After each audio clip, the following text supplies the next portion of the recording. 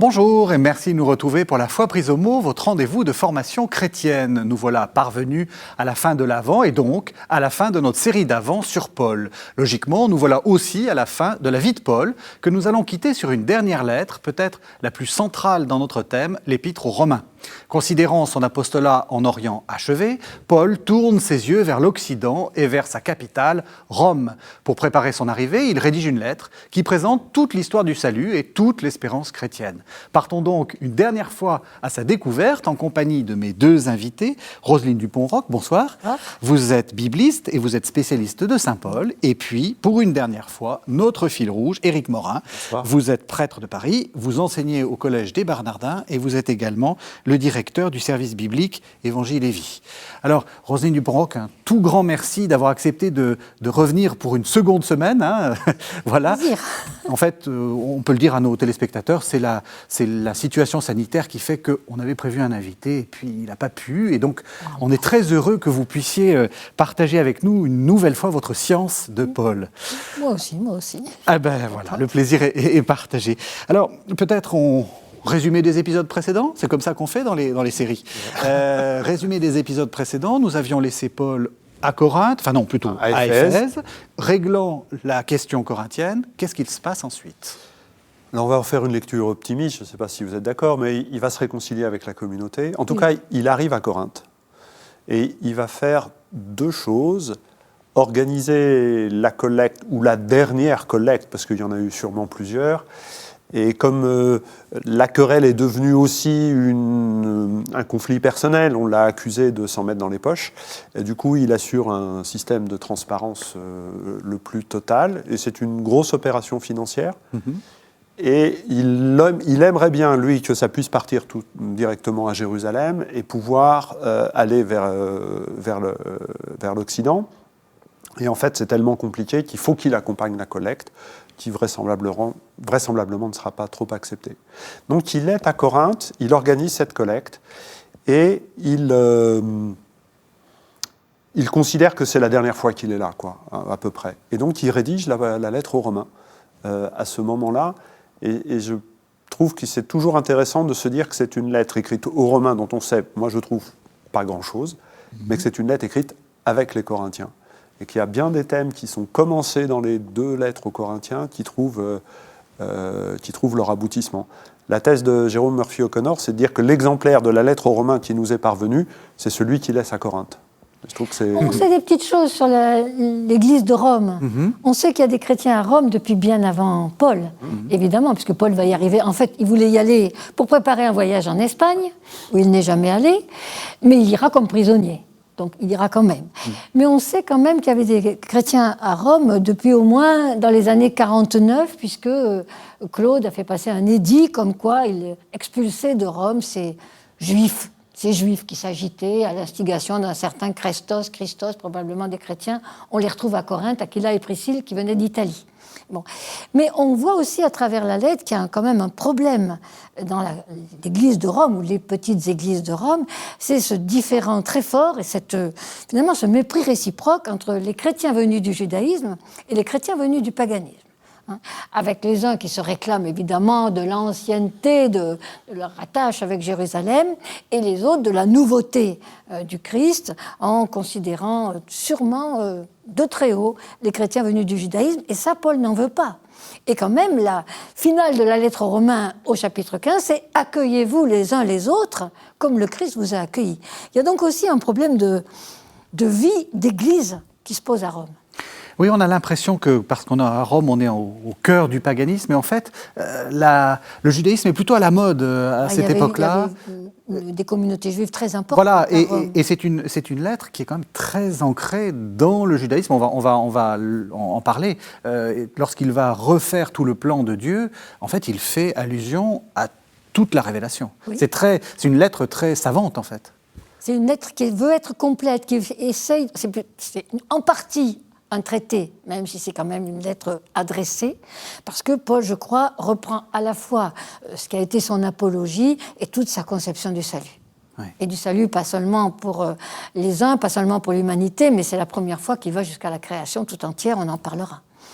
De ce point de vue-là, c'est une lettre singulière. Souvent on dit c'est le cœur de fait, il y a beaucoup de choses centrales chez Paul, mais c'est une lettre qui, dans son genre littéraire, est singulière. C'est pas une lettre d'occasion, c'est pas comme on disait la semaine dernière, comme aux Corinthiens, les remettre devant la croix. Ça veut pas dire qu'il ne met pas les chrétiens de Rome devant la croix, mais c'est vraiment une lettre d'une nature différente. Justement parce qu'elle essaye d'avoir un regard un peu global qu'on ne retrouve pas ailleurs. Justement, c'est en prenant cette lettre comme modèle qu'on a fait de Paul le théologien. Est-ce qu'à votre avis, Paul, c'est quelqu'un qui a plutôt tendance à écrire des épîtres aux Romains ou au contraire quelqu'un qui est face au terrain, en fait? Comment vous le voyez, vous, Paul? Moi, c'est plutôt celui des Corinthiens que je préfère.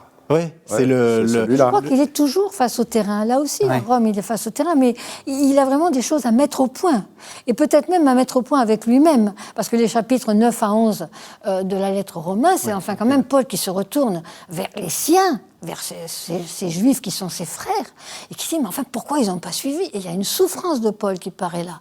Quand il dit, je voudrais être anathème, séparé du Christ, pour mes frères de religion qui n'ont pas suivi, on voit bien qu'il y a une incompréhension au bout de laquelle il n'arrive pas, d'ailleurs. Il n'arrive pas à s'en sortir. En plus que juste avant, il vient de dire « Rien ne pourra nous séparer de l'amour du Christ ». Exactement. Et puis ensuite, il dit « Moi, je voudrais bien être séparé ». Il vit quelque chose de terrible, et il terrible. essaye de régler aussi ses comptes avec ses propres problèmes. Il y a un côté testament, il y a un côté point-étape, au moins point-étape, parce qu'il meurt plutôt 10 ans après, donc il y a encore un grand trou, on ne sait pas trop ce qui se passe. Mais en tout cas, il y a un point-étape après la querelle de Corinthe, après avoir évangélisé et installé les communautés tout autour de la mer Égée. Là, il y a quelque chose de plus dense. Alors, si certains téléspectateurs ont écouté la bande-annonce, j'ai proposé comme bande-annonce l'idée de dire que le but de l'Épître aux Romains, c'est de répondre à cette question comment faire quand le monde est pourri et qu'on a l'impression que Dieu est très, très grognon? Est-ce que c'est ça le problème? C'est pas le mot. Ou très en colère? Et d'ailleurs, la lettre ne commence pas comme ça, mais dès le verset 19, la colère de Dieu se révèle. Voilà. Paul qui regarde au fond, mais alors il ne regarde pas d'abord un monde pourri, comme vous dites.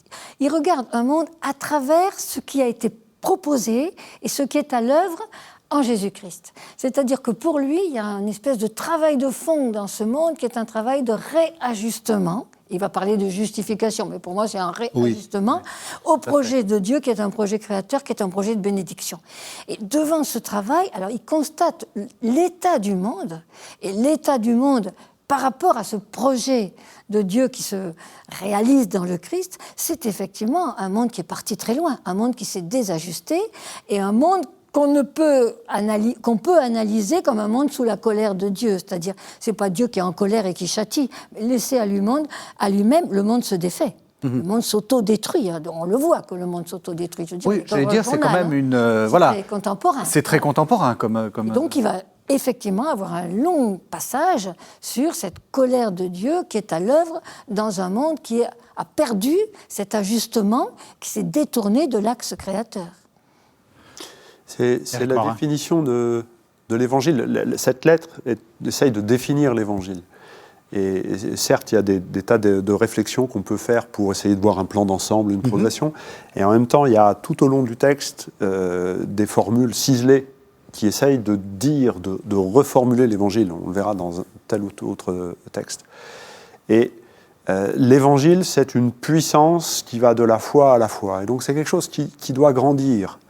Et dans le monde tel qu'il est, alors pour regarder le monde tel qu'il est, en se disant Dieu pourrait être en colère quand même quand il voit ce qu'il voit, il dit que le monde est livré. Et puis il termine toute sa réflexion à la fin du chapitre 4 en rappelant Jésus qui a été livré pour nos fautes et qui est ressuscité pour notre justification.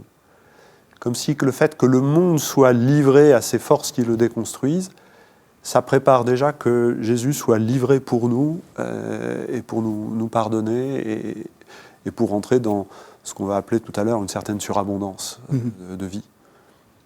Mais comme dans les Corinthiens, mais de façon plus large, la lettre est bâtie sur un renversement. On va commencer par effectivement définir l'Évangile, comme la justice de Dieu qui se révèle, donc ce réajustement de la foi à la foi. Et puis il y a une longue plongée dans la colère de Dieu, mais si on s'arrête là, et moi une année en enseignant ça à mes étudiants, je m'étais arrêtée sur ce chapitre 1, mais j'ai failli me faire fusiller à la sortie. Je ne voulais pas, mais oui, ils étaient plongés dans la colère de Dieu, ce monde qui s'auto-détruit, livré à lui-même qui se défait. Et les années suivantes, j'ai dit, on prend tout le passage et on va aussi jusqu'au chapitre 3, où, mais en réalité, mais maintenant, en fait, c'est la justice de Dieu qui travaille ce monde et qui le réajuste. C'est-à-dire, on a le même renversement dont le pivot est le Christ crucifié, le Christ livré pour nous, pour nos péchés, et ressuscité pour notre réajustement. C'est important ce que vous dites, parce que là aussi, sans vouloir faire de l'actualité à tout crin, on voit bien qu'il faut à tout prix maintenir les deux, parce que sinon, le monde est désespérant. Absolument, sinon le monde est désespérant. Et le chapitre 1 de la lettre aux Romains, désespérant à partir du verset 19, si on le lit pour lui-même. Ouais. Et ça dure un petit moment. Quoi. Ouais. La première semaine, avec la lettre aux Thessaloniciens, on a parlé de l'Évangile comme d'une puissance qui transforme, alors qui transformait la communauté, qui transforme aussi celui qui porte le message. Et là, c'est la lettre aux Romains, elle se focalise de nouveau sur l'Évangile comme puissance qui transforme le monde. C'est sûrement dans la théologie de Paul un élément bien singulier de cette lettre-là. L'Évangile transforme le monde. Qu'est-ce qu'il y a comme plus beau espérance ? Donc, les premiers chapitres, un peu déprimants. C'est là où on voit le Dieu très en colère. Et puis, vous avez dit, à partir du chapitre 3, une sorte de basculement. Alors, peut-être qu'on peut aller jusqu'au chapitre 5, comme ça, on va pouvoir voir le texte le premier texte qu'on peut commenter. C'est les versets 15 à 19. C'est justement sur ce que fait le Christ. Et c'est en gros lui qui va faire le renversement. Le pivot, c'est sûr. On peut le dire. Donc, Romains 5, 15, 19. Il n'en va pas du don de grâce comme de la faute. Car si par la faute d'un seul, la multitude a subi la mort, à plus forte raison, la grâce de Dieu, grâce accordée en un seul homme, Jésus-Christ, s'est-elle répandue en abondance sur la multitude. Et il n'en va pas non plus du don comme des suites du péché d'un seul. En effet, à partir du péché d'un seul, le jugement aboutit à la condamnation, tandis qu'à partir de nombreuses fautes, le don de grâce aboutit à la justification. Car si par un seul homme, par la faute d'un seul, la mort a régné, à plus forte raison, par le seul Jésus-Christ, régneront-ils dans la vie ceux qui reçoivent l'abondance de la grâce et du don de la justice. Bref, comme par la faute d'un seul ce fut pour tous les hommes la condamnation, ainsi par l'œuvre de justice d'un seul, c'est pour tous les hommes la justification qui donne la vie.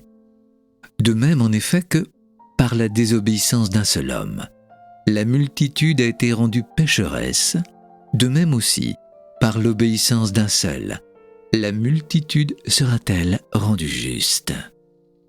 Alors, Roselyne Dupont-Roch, peut-être pour expliquer un peu le texte en amont, il faut bien comprendre que le un seul dont on parle, c'est Jésus-Christ, mais il y en a un autre qui est Adam. Il a, juste avant ce texte, mis en place la faute d'Adam. De même que par un seul homme, voilà. Le péché est entré dans le monde, donc le péché intrusif dans le monde. Il n'est pas originel, il n'était pas là, il est entré par le péché de la mort. Et alors on attend le de même que, on attend un parallélisme entre ce seul homme, anthropos, c'est aussi l'humanité, Adam, et Jésus-Christ. Mais la comparaison, elle est refusée tout de suite. Et ce que nous avons entendu, c'est un refus de comparaison. Ce n'est pas comme, on a entendu plusieurs fois, et ce n'est pas comme, et il n'en va pas de même, etc. Et l'expression de Paul est très forte, c'est mais beaucoup plus, mais combien plus ? C'est-à-dire qu'il y a une fausse comparaison qu'on pourrait installer, et qui est là, ça a été installé, parce qu'on a mal lu ce texte, entre ce qu'a fait le premier homme, ou ce qu'ont toujours fait les hommes, et ce qu'a fait le Christ, alors qu'en réalité, ce qu'a fait le Christ, c'est quelque chose qui déborde largement et infiniment, il y a un infiniment plus de la grâce. Et donc je crois qu'il faut lire le texte à l'envers. Il faut lire le texte à l'envers, il faut partir de ce don de la grâce devant lequel Paul est ébloui. Voilà, on va être réajusté à l'amour de Dieu, le monde va être réconcilié. Et à ce moment-là, on se retourne et on mesure que oui, on va être tous réconciliés et que de fait, on était tous perdus. D'où cet un seul homme qui en fait réunit tout le monde. Paul veut dire, il n'y a pas de reste. Il n'y a pas de reste dans la proposition et dans l'offre de salut, et donc il n'y avait pas de reste dans la réalité de péché et de délabrement du monde. Attendez, parce que là, vous avez dit quelque chose de très, très important. C'est l'idée que le Christ n'est pas venu réparer, entre guillemets, la faute d'Adam. Il est venu faire rentrer dans un autre régime, en réalité. Absolument. C'est-à-dire qu'on ne revient pas à l'état paradisiaque d'avant. Ça, on va pas revenir. On est dans beaucoup plus. Dans quelque chose qui dépasse infiniment et qui est, en fait, l'ultime du projet de Dieu pour Paul. Oui. Le projet de Dieu se réalise pleinement dans cette présence du Christ au monde. Au fond, ce Christ qui est lui aussi un seul homme. Au fond, le Christ, c'est déjà celui qui porte avec lui, qui prend en lui l'humanité pour la réconcilier. Alors Éric Morin, là, le mot grâce va recevoir presque une autre définition que ce que c'est en Galates. Parce qu'en Galates, c'était juste le don. Enfin, on a déployé un petit peu plus les composantes du mot grâce. Là, c'est presque une sorte de synonyme de la plénitude de Dieu, finalement. S'il reprend son sens le plus ordinaire, celui de don. Oui. Voilà, tout simplement. C'est le don. Et ce don, c'est la personne de Jésus. Et ce don, il a une logique interne à laquelle aboutit le texte que nous venons d'entendre, c'est celui de la surabondance. Il y a cette phrase qui vient conclure ça et que nous connaissons, là où le péché a abondé, la grâce a surabondé. Une espèce de dissymétrie constante qui appartient au dessein de Dieu. Par rapport à cette puissance transformante de l'Évangile, on mesquine, on est petits joueurs et petits gagneurs, et Dieu, il continue de rentrer dans sa logique de la surabondance. Et finalement, là encore, Paul est assez proche non pas des propos de Jésus, mais d'un certain nombre d'enseignements qui se retrouvent dans le Sermon sur la montagne. On te demande de faire 1000 pas, fais-en 2000. Et la logique du don de Dieu, elle est d'être surabondante, nécessairement. Et ça, c'est, je crois, une bonne clé de lecture pour beaucoup de lettres de Paul. Oui, parce qu'il va loin dans ce sens, puisque précédemment, dans la lettre Galates, il a donné comme modèle de la foi d'Abraham. D'Abraham, qui, historiquement, même si je ne sais pas où situe Abraham, précède le Christ, ça c'est au moins sûr. Ouais. Donc cette surabondance, elle a un effet aussi de reflux. Elle engloutit finalement le passé, elle prend en charge toute l'histoire, depuis les origines au fond, depuis le début. Alors qu'est-ce que c'est ? Oui, mais on est parti vers le passé. Moi, j'aimerais aussi qu'on aille vers le futur, parce que comment est-ce qu'on peut se représenter les choses ? Il dit si par un seul homme, par la faute d'un seul, la mort a régné, par le seul Jésus, régneront-ils dans la vie ? C'est ça notre espérance, c'est de régner dans la vie. C'est ça l'espérance, et c'est ça aussi qui est à l'œuvre. Qu'est-ce que ça veut dire ? Alors, le fait d'être roi, c'est quand même... Derrière, il y a l'image de filiation, l'image de liberté, l'image d'infinie dignité dont on a déjà parlé. Enfin, le roi, c'est vraiment celui qui a désormais tout pouvoir. Désormais, vous avez tout pouvoir pour vivre pleinement. Et c'est ça qui travaille, au fond, l'humanité avec le don du Christ. Donc, notre espérance, c'est de devenir tout-puissant ? Non, il n'a pas dit que le roi était tout-puissant, j'ai dit que le roi était libre et qu'il a tout pouvoir pour vivre et pour donner la vie. Notre espérance, c'est de devenir des donneurs de vie, il le dit plus loin, comme le Christ lui-même. Vous avez dit la grâce, c'est Jésus-Christ. J'aimerais que vous alliez un petit peu plus loin là-dessus. Qu'est-ce que ça veut dire concrètement ? Là aussi, j'essaie de voir... de vous faire parler de manière très, très concrète sur le chrétien, entre guillemets, de base, enfin celui qui est là et qui se dit, bon, voilà, qu'est-ce que c'est comme formule, enfin, aller plus loin que la formule, simplement de dire, la grâce, c'est Jésus-Christ. Dieu le Père, voyant l'humanité, la nôtre, a pris une décision, c'est celle de maintenir cette création. Quand on parlait de la colère tout à l'heure, c'est une manière très anthropomorphique de dire que Dieu, à un moment, il aurait pu laisser tomber. Et alors, si ça avait eu lieu, on n'en serait même pas là pour en parler, donc c'est que ça n'a pas eu lieu. Mais Paul veut nous faire traverser, et c'est difficile, cette épreuve. Dieu pourrait tout laisser tomber. Et non seulement il ne laisse pas tomber, mais il permet que le projet se maintienne, il permet que ça aille jusqu'au bout. Et donc il intervient. Et il intervient alors le mot français a pris plein de connotations et c'est riche. Il intervint gracieusement, gratuitement, efficacement, parce que c'est grâce à, ça veut dire que c'est efficace. Il y a même l'idée d'une certaine esthétique, une certaine beauté dans le mot de grâce en français. Et donc, quel est le sommet de son intervention? C'est la personne de Jésus-Christ, c'est Jésus livré aux mains des hommes et relevé le 3e jour. Et c'est pour ça que Jésus, c'est la grâce, parce que c'est le don de Dieu. C'est ça qui remet l'humanité dans cette relation gracieuse entre le Créateur et la créature, entre les créatures entre elles, entre les hommes et les femmes entre elles, réciproquement. Moi, je dirais, je ne suis pas sûre qu'on puisse dire... la vision de Paul, c'est que Dieu aurait pu laisser tomber, qu'il ne laisse pas tomber. De toujours à toujours, la vision de Paul, c'est quand même que Dieu veut de toujours à toujours tout donner à l'humanité. Et le Christ est dans le projet de Dieu, là aussi de toujours à toujours, puisque les successeurs de Paul, Colossiens et Éphésiens, diront qu'il participait même au projet créateur. Donc il n'intervient pas à un moment donné, il est déjà là depuis le début et ça fait partie du projet de Dieu. Mais c'est en se retournant sur, au fond, la façon dont cette humanité le reçoit, que Paul se dit... Il aurait pu laisser tomber. Il aurait dû laisser tomber. Et on a des choses comme ça déjà dans l'Ancien Testament, où là on voit Dieu dire je laisse tomber, je supprime ce peuple, et Moïse qui crie tu peux pas faire ça, tu vas te déjuger. Alors, on est donc au chapitre 5, 6, 7. Qu'est-ce qui se passe ? Alors, la jointure du chapitre 5 et du chapitre 6, je crois que c'est une grosse articulation de la lettre aux Romains. Voilà. C'est bien alors la réaction de bon sens des gens. Alors, puisqu'on est sauvé, puisque tout nous est offert, qu'on est réajusté au projet de Dieu, péchons courageusement. Pour tout taire. Oui. Ah oui, oui. Ah oui, allons-y. Oui. Allons-y. Pourquoi se priver ?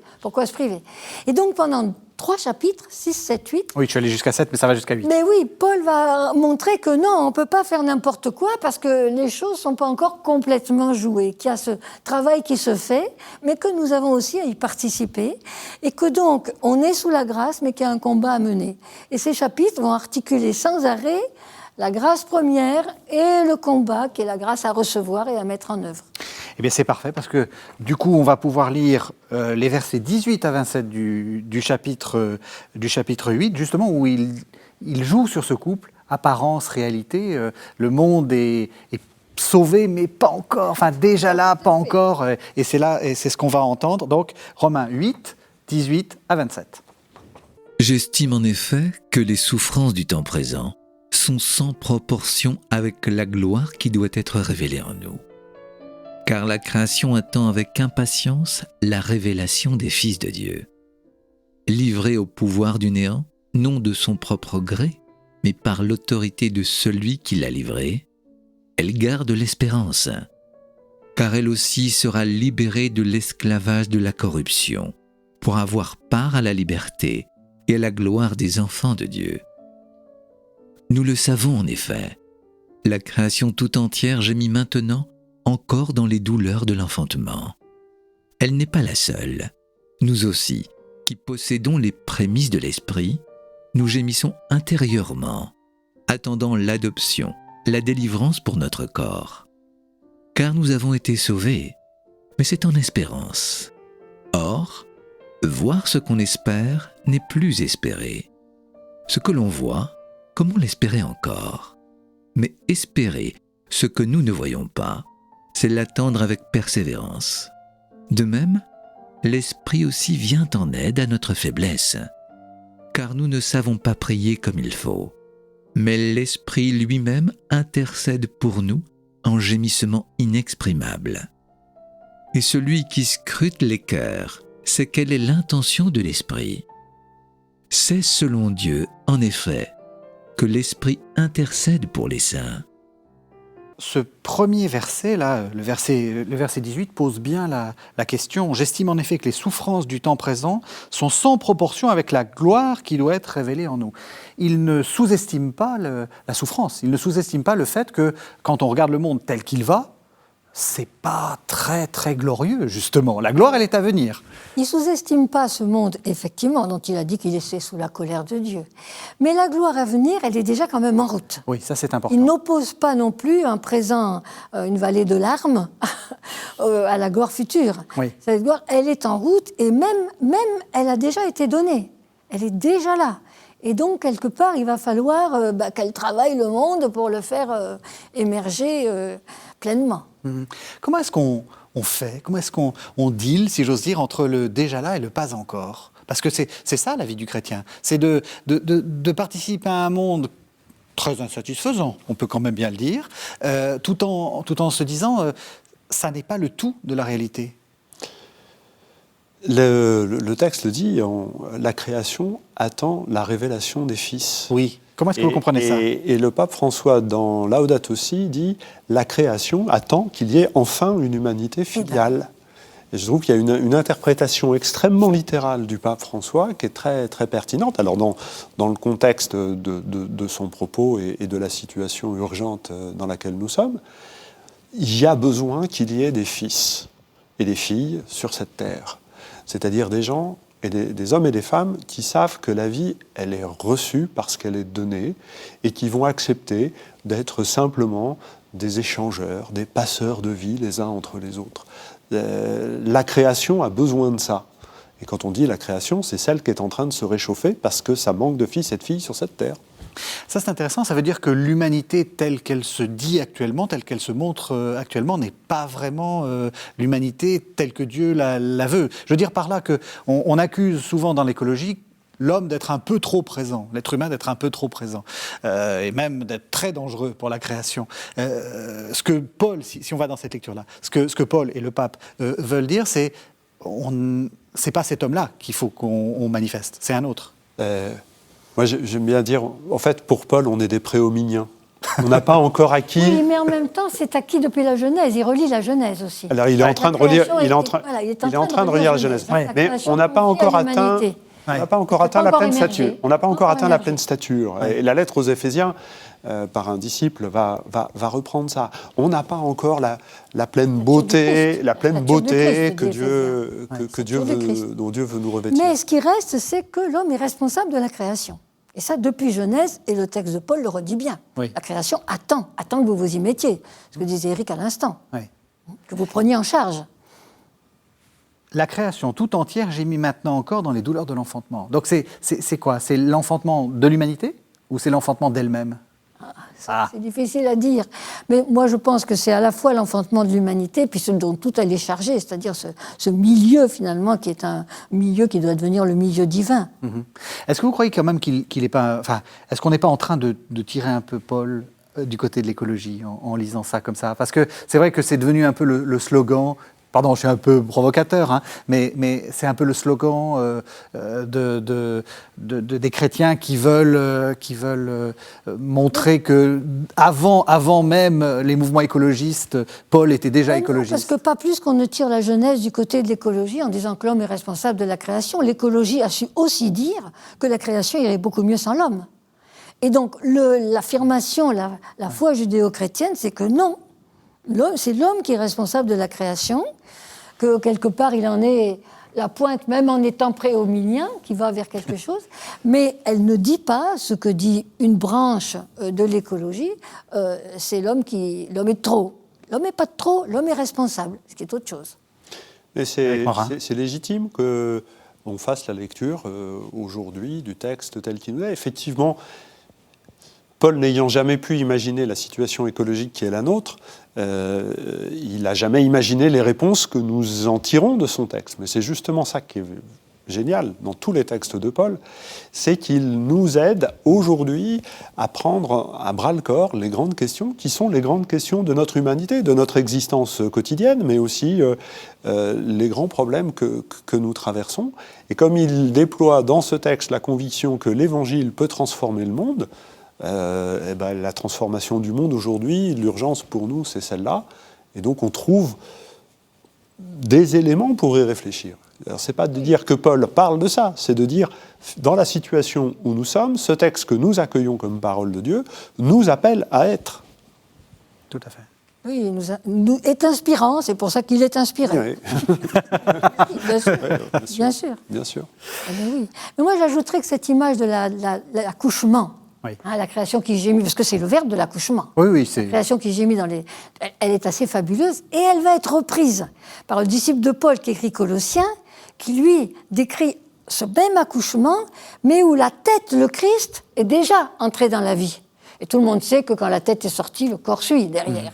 Et le corps, c'est l'humanité tout entière, avec l'Église qui la rassemble. Ça, c'est Colossiens qui va l'ajouter. Mais on a là une image assez formidable que le disciple de Paul va encore exploiter davantage. Et donc, au fond, la foi de Paul, et ça aussi, on peut le reprendre à notre compte, c'est que ce qui tire en avant la création et ce qui tire en avant l'humanité, c'est quand même le Christ. Alors, dans ce texte, c'est assez fascinant, enfin, c'est un texte magnifique. Enfin, je suis comme vous, j'ai l'impression que tous les textes de Paul sont magnifiques, en fait. Il a une sorte de... ce qu'il ne faut jamais faire quand on est étudiant, c'est-à-dire une fausse transition, enfin, un truc un peu comme ça. Il nous dit, la création tout entière gémit maintenant encore dans les douleurs de l'enfantement. Elle n'est pas la seule, et nous aussi on gémit. Et il part sur autre chose, il part sur la prière, il part sur l'esprit, il part sur « nous gémissons intérieurement ». C'est le grand texte de la prière. Ouais, c'est le texte où Paul est le plus explicite sur la prière. Il y a un lien quand même, puisqu'il Oui. s'agit de la création qui gémit, et puis que la prière va être le lieu d'un gémissement. Et entre-temps, il y a l'espérance. Et entre-temps, il y a Tout ça. l'espérance. Hein. Ouais. Bon, ça va, c'est pas si mal comme transition. C'est pas si mal. Hein. Il a fait pire. Et alors, ça part d'une réalité avec laquelle je crois que tout le monde est d'accord. Nous ne savons pas prier comme il faut. Enfin, pas prier comme il convient, précisément. Et prier comme il convient, au chapitre 1, là, quand justement il dit que l'humanité n'a pas su rendre grâce et louange au Créateur. C'est ça la prière qui convient. Et de fait, il y a des jours où on a du mal à dire merci. Il y a des jours où on a du mal à dire que c'est une bonne chose. Et l'esprit, alors on oublie aussi la fin de la phrase, mais l'esprit vient au secours de notre faiblesse. Oui. Et ça, je trouve que c'est très important parce que quand un homme, une femme prend du temps pour la prière, par-delà la conscience qu'il en a, l'Esprit Saint vient traverser sa vie pour faire monter une intercession qu'il ne comprend pas forcément, un gémissement, qu'est celui du monde qui attend la bénédiction de Dieu. Et ça rejoint quelque chose de très simple que sûrement les téléspectateurs sont en train de vivre. Il y a des crèches dans les maisons, on se retrouve en famille avec un temps de silence, avec un Notre Père, un Je vous salue Marie. C'est ce mystère-là qui est en train de se jouer à travers l'événement tout simple. Voilà, quand un homme, une femme prend du temps et l'offre à Dieu, il y a l'Esprit Saint qui vient irriguer le monde de sa paix et de son espérance à travers, comme une perfusion. Voilà, c'est Comme très une corporel. perfusion, mais il y a, je pense, un petit peu plus dans ce texte, c'est que c'est l'Esprit qui va gémir à travers nous, qui va prier à travers nous. Et donc, on est quand même invité à essayer d'entrer dans ce regard de l'Esprit. Oui. Moi, j'entends ce texte comme, au fond, la prière, c'est un essai pour s'ajuster à ce que Dieu veut, c'est-à-dire un essai pour regarder soi-même, le monde, les autres, comme Dieu les regarde, avec le regard inspiré par l'Esprit. Et ça change quand même le regard. Se dire d'essayer, autant qu'on peut et on ne peut jamais, de se regarder, de regarder les autres, de regarder l'avenir, de regarder le monde, avec ce regard qui est celui de Dieu dans son dessein, puisque c'est ça la force de l'Esprit. Alors il y a aussi une belle définition, hein, on avait placé cet avant sous le signe, enfin sous l'étoile de l'espérance. Il y a une très très belle définition, voir ce qu'on espère n'est plus espérer, ce que l'on voit, comment l'espérer encore. C'est ça aussi, il y a un jeu assez compliqué entre l'esprit, ce qu'on voit, ce qu'on ne voit pas, et l'esprit qui finalement nous fait voir. Et puis il y a une attitude de Paul qui est là cette fois-ci profondément juive, qui est quelque chose qui est déjà révélé dans le nom même de Dieu, révélé à Moïse, qui permet alors que la foi ou la Torah pour les Juifs, mais la foi pour Paul permet d'être dans une attitude à l'égard du monde comme quoi il y a toujours en réserve de la part de Dieu quelque chose que nous ne maîtrisons pas. Et que nous ne voyons pas. Et que nous ne voyons Voyons pas. pas. Et que l'espérance, ça Et fonctionne le dans le nom noir, de quand Dieu même. et le nom de Dieu même, je suis ce que je serai ou je serai ce que je serai, porte déjà ça de manière très très forte. Et ce que Paul nous dit à nous qui sommes d'origine païenne, c'est que vous avez accès par la foi en Jésus-Christ à cette attitude par laquelle vous allez pouvoir toujours accepter qu'il y a quelque chose devant vous, Sans le voir. sans le voir. Et je pense qu'il faut là aussi revenir à ce qu'il disait un peu plus haut de l'espérance à propos d'Abraham dans le chapitre 4. Espérer, c'est espérer contre toute espérance, contre toute attente, contre tout ce qu'on peut imaginer. Espérer, c'est espérer quand tout est bouché.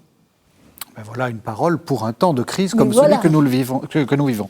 Alors, on est au chapitre 8, et puis, nouveau basculement, 3 chapitres, 9, 10, 11, qui en fait devraient nous guérir de tout notre antijudaïsme et de tout notre antisémitisme, enfin tel que l'Église l'a construit ou l'a accompagné. En effet, c'est le destin d'Israël.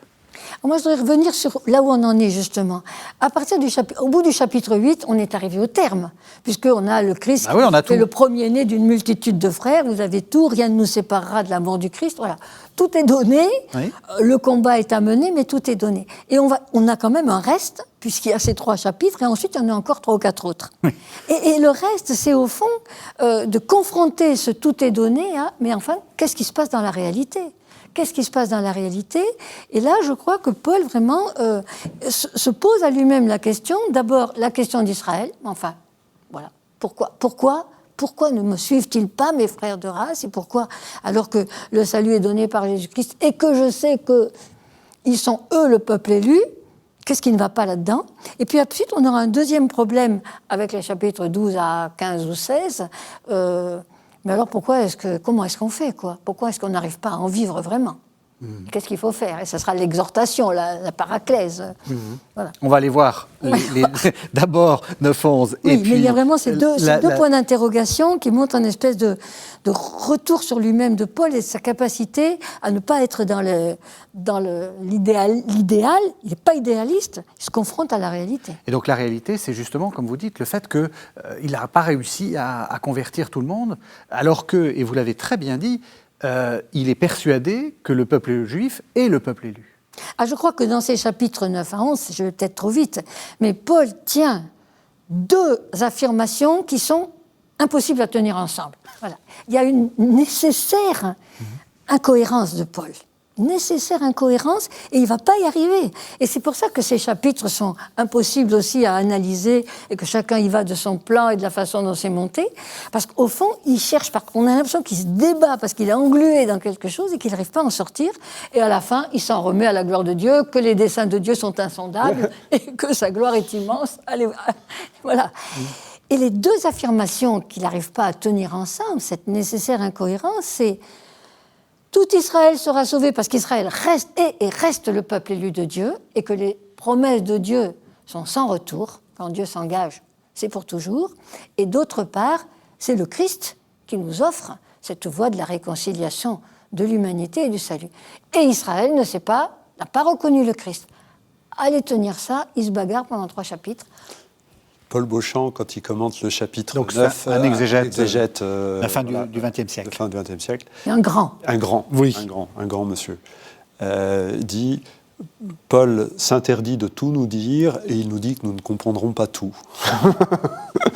Voilà, on en est là. Mais il y a eu une conviction, une phrase forte qu'il dit à ce moment-là, c'est « La parole de Dieu n'est pas mise en échec ». Voilà, ça va se réaliser. Et il commence dans le chapitre 9 à regarder, principalement dans le livre de la Genèse, mais un petit peu dans l'Exode, comment Dieu s'y est pris. Il y avait 2 fils d'Abraham, Isaac et Ismaël, et puis voilà, il n'y en a qu'un des 2 qui devient le fils de la promesse, et puis on avance comme ça. Et on a toujours le sentiment qu'il y en a qui sont restés sur le côté, mais Dieu est capable justement de prendre les restes et d'en faire autre chose, et du coup ça ne marche pas. C'est comme ça même qui fonctionne. C'est comme ça que ça fonctionne. Et donc la parole de Dieu n'est pas mise en échec. Et donc s'il y en a qui ne croient pas au Christ, si Israël ne croit pas au Christ, la parole de Dieu n'est pas mise en échec. Et on tient toujours ce paradoxe. On tient ces 2 bouts-là. Donc Israël, le peuple juif, est de l'ordre du mystère. Il y a quelque chose qui se résoudra à la fin. Il faut peut même aller plus loin, je crois. D'une part, Israël cheminera à côté de l'Église jusqu'à la fin des temps. Voilà. C'est nécessaire. C'est nécessaire, et le Concile Vatican II l'a redit avec force. Et le pape Benoît XVI et nos frères juifs ont pris acte que nous avions enfin dit cela. Et en même temps, il y a des choses qui doivent évoluer. Il nous faut aussi dire que nous, disciples de Jésus, qui nous savons sauvés par Jésus, nous avons besoin d'Israël à nos côtés pour accueillir le Christ. Il ne s'agit pas simplement de dire que l'Esprit planait sur Israël pour qu'arrive le Messie dans la chair, et que maintenant il souffle sur l'Église pour qu'on accueille le Messie dans la gloire. Il souffle encore aujourd'hui sur Israël pour que l'humanité accueille le Messie dans la gloire. Et après ça, très honnêtement, j'en suis un peu là de ma réflexion personnelle, je ne suis pas capable d'aller beaucoup plus loin. Je ne suis pas capable d'en spécifier davantage et de dire. Mais je crois que l'équation se pose comme ça pour nous aujourd'hui, après tous ces siècles pas très reluisants, et après que le Concile Vatican II nous ait remis ces 3 textes de Paul entre les mains en disant « débrouillez-vous avec ça ». Oui, parce que Paul, on l'a quand même oublié. Parce qu'on l'a oublié, il ne dit jamais que Dieu a abandonné Israël. Au contraire, cette espèce de nécessité.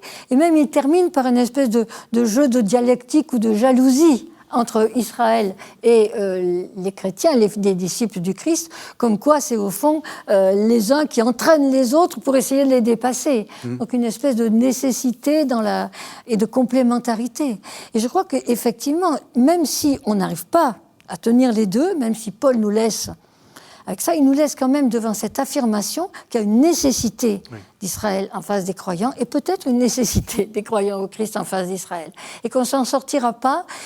Et en même temps, Israël nous empêche, nous les croyants au Christ, de nous refermer sur notre complétude, de croire qu'on tient tout. Non, il y a Israël, et il y a peut-être encore d'autres aussi.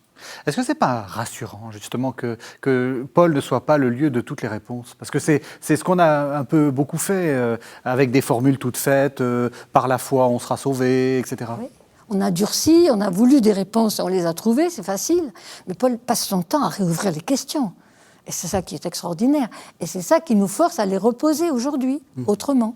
C'est ce qu'on voyait la semaine dernière, quand déjà, Paul, avec sa communauté de Corinthe, 5-10 ans après, pétrifie le message dans des slogans, et 2000 ans plus tard, c'est ça l'exégèse, c'est essayer de ressortir les choses, et puis tout d'un coup on se découvre, ah tiens, c'est ça que ça veut dire, c'est ça qui est fantastique dans ce travail-là.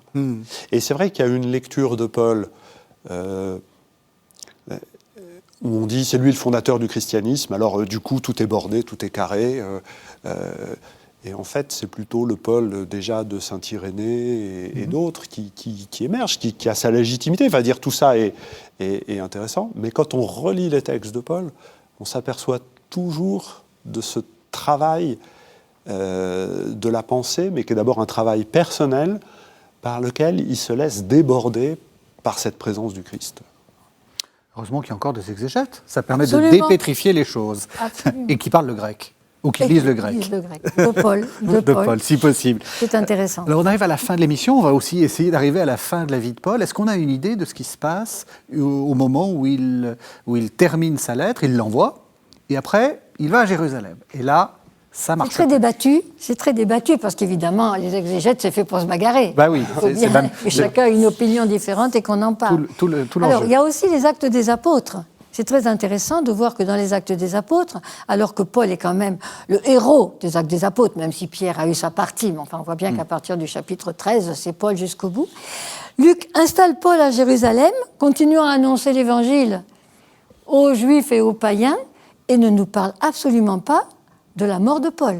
Oui. Là aussi, il y a des tas d'explications. Moi, je pense que la mort de Paul ne l'intéresse pas. De toute façon, Paul est ressuscité. Paul est vivant dans ses lettres. Bon. Mais on ne sait pas bien ce qui s'est passé.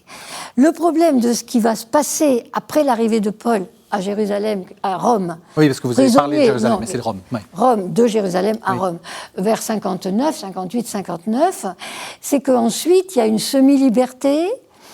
Ensuite, il y a des écrits qui vont être mis sous le nom de Paul, qui reste encore débattu aujourd'hui. Colossiens A-t-il été écrit par Paul en 66, 67, ou bien par un disciple de Paul? Moi, je pense que c'est par un disciple de Paul, mais tout le monde n'est pas d'accord. Éphésiens, tout le monde est d'accord que ça date des années 90, que c'est un disciple. Les lettres à Timothée et Tite, tout le monde est d'accord que ça tourne du tournant du IIe siècle, encore que certains morceaux de la deuxième à Timothée sont probablement issus de morceaux de Paul qu'on a récupérés. Oui. Donc c'est compliqué. A-t-il écrit, n'a-t-il pas écrit? Qu'est-ce qu'il a fait pendant, alors, une dizaine d'années? Quand est-il mort? Quand est-il mort? Alors, quand est-il mort, Éric Morin? On ne le sait pas. De toute façon, si je suis le premier à répondre, l'autre dira que c'est pas, on n'en sait rien. Et ça avait été un front renversé. Non, on donne la date habituelle, celle qu'on donne habituellement pour que nos téléspectateurs se repèrent. On dit 67, on dit 64 pour Pierre, 67 pour Paul. J'ai jamais compris pourquoi il y avait une différence de 3 ans. En tout cas, c'est sous la persécution de Néron. C'est ce qu'on donne comme point de repère. Parce qu'il n'y a pas de persécution de Néron. Et voilà, je savais bien. Si, quelques-uns. Ah bon, quand même. Donc peut-être Pierre, et c'est même pas sûr, au moment de l'incendie de Rome, il lui fallait des boucs émissaires, il s'était agité, il en a tué une vingtaine. Pas eu de persécution de Néron. Et voilà. ça... Je savais bien que si je prenais la parole en premier. Alors voilà. après, oui, non, mais moi, ce qui me plaît surtout, c'est qu'on ne sait rien. Enfin, on reconstruit des choses, et puis voilà. Et qu'au fond, d'abord, quand il meurt, personne ne s'intéresse à lui. Et que quand il meurt, c'est un non-événement absolu. Autant la mort du Christ en croix à Jérusalem, ça ne fait pas les gros titres à Rome, mais un petit entrefilet quand même, voilà, c'est quelque chose. La mort de Paul, tout le monde s'en fout, y compris les chrétiens. À part les quelques communautés qu'il a fondées, là où il a des copains, à Corinthe, etc. Ils n'ont même pas pleuré. Mais voilà. Et que c'est Luc et les autres qui vont exhumer Paul dans les années 80 en se disant, mais finalement, la situation dans laquelle nous sommes, où la distinction entre les synagogues et les communautés chrétiennes commence à se marquer, mais finalement, ce que Paul nous écrivait nous est utile aujourd'hui. Et du coup, il va y avoir un travail d'édition des lettres. Alors, quand on édite, aujourd'hui, on a des introductions de l'éditeur, on a des notes de l'éditeur, et tout ça, ça n'existe pas, et donc tout ça, ça rentre dans le texte directement. Donc, on a en fait une édition de Paul des années 80, et le travail de l'exégèse consiste à faire un peu la différence entre ce qui est le texte de Paul et les notes de l'éditeur des années 80. Et ça, c'est assez intéressant de voir comment, justement, le texte reprend de l'actualité. Ce n'est pas un affadissement, c'est au contraire un processus d'actualité. Et en même temps, c'est très vite. Et en même temps, ça va très vite. Très vite, puisqu'il y a ces disciples, Colossiens, Éphésiens, qui tous se réclament de Paul et qui même essayent de monter une figure de Paul qui est l'apôtre. Le prisonnier qui écrit. Voilà, c'est l'espèce de mythe. Mais c'est l'apôtre et c'est le seul. 3. C'est même ça qui montre que ce n'est pas du Paul. Colossiens, Éphésiens et Pastoral, il n'y a plus que moi, l'apôtre. Il n'y a plus que lui. C'est lui qui est l'intermédiaire entre le Christ et les communautés. Et puis quand même, il y a quelque chose de frappant, c'est que Ignace d'Antioche, qui donc écrit ses lettres, dont la lettre aux Romains, environ en 115, quand il part pour être et au même endroit. Martyrisé à Rome, etc. Ignace d'Antioche ne cite pas un seul texte d'évangile, et il cite sans arrêt, sans le dire, mais il est pétri de Paul. Il cite du Paul sans arrêt. On voit bien. Alors il a une écriture qui a quelque chose comme celle de Paul, de très ramassée, de très belle, mais il connaît les lettres de Paul. Voilà. Alors on arrive à toute fin de la série et à la toute fin de l'émission. J'ai envie de vous poser une question difficile à l'une et à l'autre. Qu'est-ce qu'il faut retenir de Paul dans ce temps un peu compliqué que nous vivons? Et en gros, qu'est-ce que vous proposeriez aux téléspectateurs comme parole de Paul ou comme vision de Paul pour fêter Noël?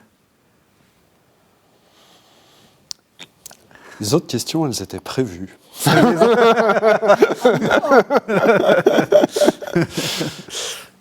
Moi, je proposerais assez facilement des passages de Romains 8. Quand même, Jésus-Christ qui est le premier-né d'une multitude de frères. Là, il y a quelque chose dans la finale de Romains 8, et puis rien ne nous séparera de l'amour du Christ. C'est quand même des paroles extraordinairement fortes et porteuses.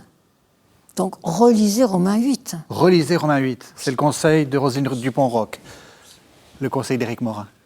1 Corinthiens 13, ce qu'on appelle l'hymne à la charité. Oui. Il ne parle pas du Christ. C'est un des rares textes où Paul ne parle pas du Christ, il n'est pas nommé en tout cas. Il ne parle pas de Dieu. C'est souvent d'ailleurs pour ça qu'on l'entend dans les mariages, parce que du coup, voilà. Tout le monde s'y retrouve. Mais de fait, c'est une très très belle méditation sur qu'est-ce que c'est qu'aimer. Sans amour, on ne vit pas. Qu'est-ce que c'est qu'aimer? Et puis l'amour, c'est la qualité, enfin l'élément qui va demeurer, qui va nous faire participer déjà à l'éternité. Et puis avec ces 15 verbes qui disent qu'est-ce que c'est que l'amour, vous avez aussi un portrait de Jésus. Vous pouvez les prendre les uns les autres et puis dire voilà comment Jésus m'a aimé. Il a pris patience, il a rendu service, il s'est réjoui de ce qui est beau. Et puis prendre aussi conscience autour de nous qu'il y a des gens qui se réjouissent de la beauté, il y a des gens qui supportent tout, il y a des gens qui prennent patience, et que donc l'amour est possible. Voilà une belle finale pour une série. Merci beaucoup à tous les deux. Peut-être un mot, Éric Morin, puisque vous nous avez accompagnés pendant tout l'avant. Les suppléments des cahiers évangiles, ça sort ? Alors le cahier évangile, on en a déjà parlé, je crois, il y a 15 jours, et le supplément va sortir en même temps, c'est sur Handel, comme donc le compositeur, non pas comme exégète, mais comme illustrateur de la Bible. C'est assez intéressant. Ouais, c'est bien. Bien, merci donc voilà. de l'avoir préparé. merci à tous les deux. Peut-être on peut souhaiter très collectivement et très profondément un joyeux Noël à tous nos téléspectateurs. Très joyeux Noël. Absolument. Voilà. Joyeux Noël à tous. Merci beaucoup de votre fidélité. Merci beaucoup de nous suivre tout au long de cette année. C'est une année qui a été un peu compliquée et nous vous souhaitons du fond du cœur de passer de très belles fêtes de Noël. Merci de nous suivre. Vous savez que vous pouvez retrouver cette émission sur le site internet de la chaîne www.ktotv.com. Et donc on se retrouve la semaine prochaine, mais d'ici là, joyeux Noël.